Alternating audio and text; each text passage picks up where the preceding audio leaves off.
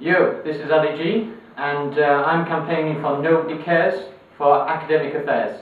There's two ways out of the ghetto. There's either an AK or a BA. Check it. Cool. What's your questions? Right, so read your manifesto, which is hopefully now online now. Do you really think that's the best way to engage the student population with such aggressive tactics?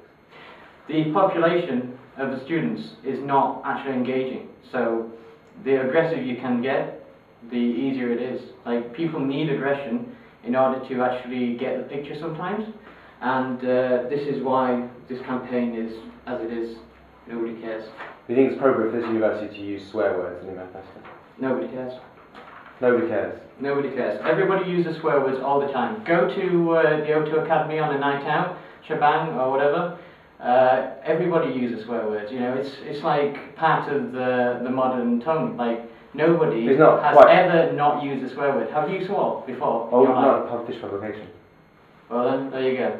But that's it. The aggression needs to be there because nobody cares about selection. It's obvious. So I'm a bit confused, and so the rest of the unit. Are you trying to win or make a point? Well, it's both ways really. Because like, if I do win, you know, it's my responsibility to. It's my responsibility basically. Or the other way around is me just going, no, I'm not doing it after the votes, and then everybody's like, where's the sabbatical officer? But it is mostly to do with a point. Basically, you know, I've been involved with the student union for quite a while now, and like, you know, it's obvious that nobody cares.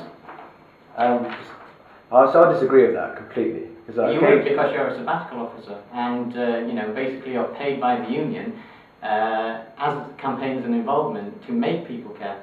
But the fact is that most of the campaigns don't have that many people in. You know, let's say we have the whole campus, yeah, maybe 3,000 students on campus per day. Would you agree with that? Maybe a bit more. How many people have been going to the campaigns? I think there was like 40 for the tuition fees.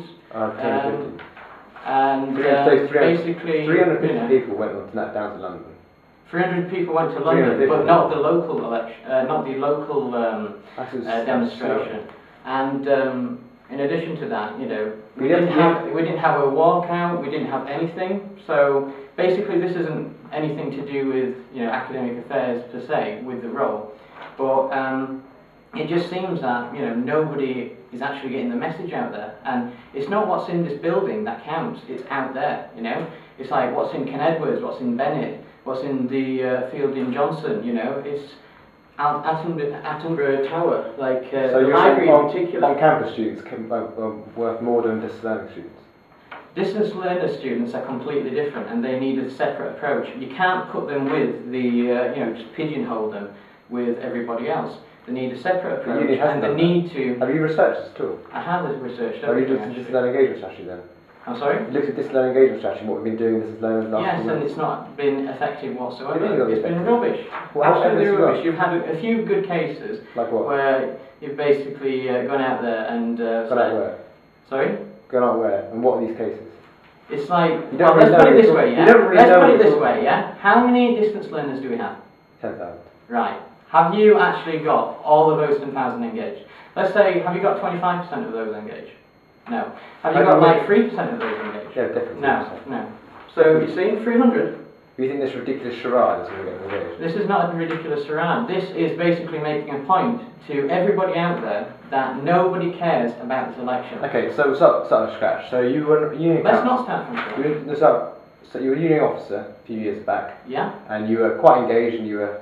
I was quite engaged, but I didn't really see, you know, the point in it really, because I was looking out there and there was, let's say, 100, less than that really, maybe 50 to 70 students there, and they weren't going out there and asking for the opinion of the other students. So we're just basically going in there every fortnight, right, getting the benefits of free union, etc., etc., and they weren't doing anything for the students at all.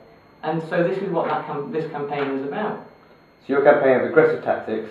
It's not aggressive, I think. I think swearing in your manifesto. Is swearing aggressive? I don't think so. It's not aggressive. This is your opinion.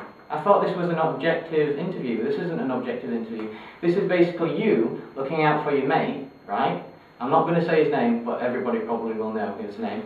And this is how you tried to get me in the other election, and this is what you're trying to do now. And the fact is that you don't represent any of the students here, right? Nor do your friends, nobody, right? What needs to be done is a complete overhaul. We need an approach that basically says, if you get elected in, what are you going to do to why do you care? Oh, let's let the student know. If you get elected in, what are you going to do? Because obviously you're completely going everything the union does. So nothing the union's ever done is good enough. I'm not saying that everything the union has ever done. So what are you going to do that's going to absolutely transform the union?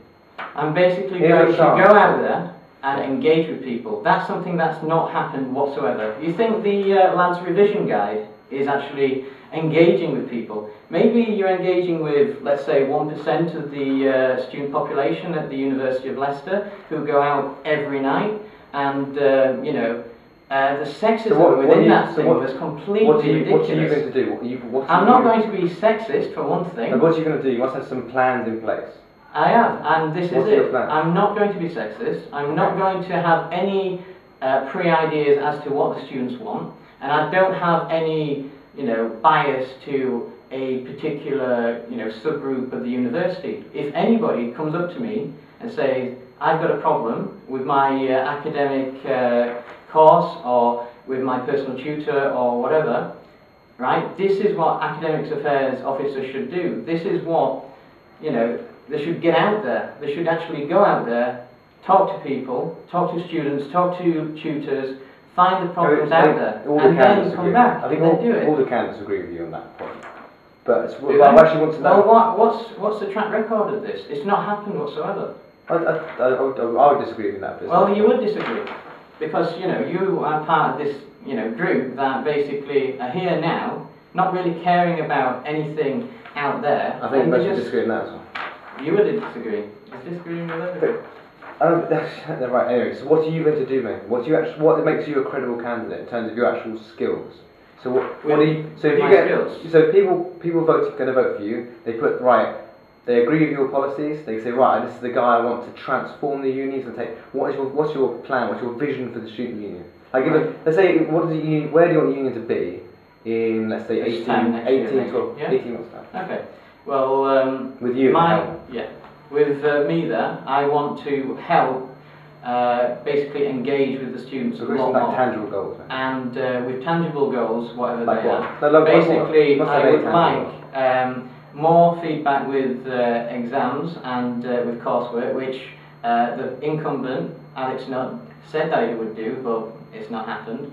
And I would also like to, campaign against the 1923, the restaurant in this student union building, because it's not really engaging with what the students want. You go there for a meal and it's like maybe £10 more than that for a meal. And, basically, students don't have money anymore. With the high tuition fees and everything, it's going through the roof. How can we afford that? What are you going to do? I'm going to campaign. I know it's not my decision, but I'm going to campaign, and I'm going to go within the executive committee and the other members of staff involved, and I'm going to say, right, we need to go back to basics and see what the students want. I don't think none of the students want to pay £10 for a meal when you can go to the library cafe, you can go to the Charles Wilson building, or anywhere else. The Scholar, again. So you're right. So most students postgraduate, and you're not. How does that help? Well, let's put it this way. Most of the officers that have been elected prior have not been postgraduate officers. But you were, I can see. No, but you said they weren't. Majority were. You've made quite clear that you don't agree with them. And so what postgraduates. But you don't represent. You don't know. I do represent I will represent. You don't know what's happening. I don't know. You don't represent the majority. I don't know what the majority of postgraduates want out there. But that's not me saying, okay, screw it. I'm going to go out there and I'm going to go out there and I'm going to talk to the postgraduates about it. Okay, thank you very much. That's Nathan Woodcock.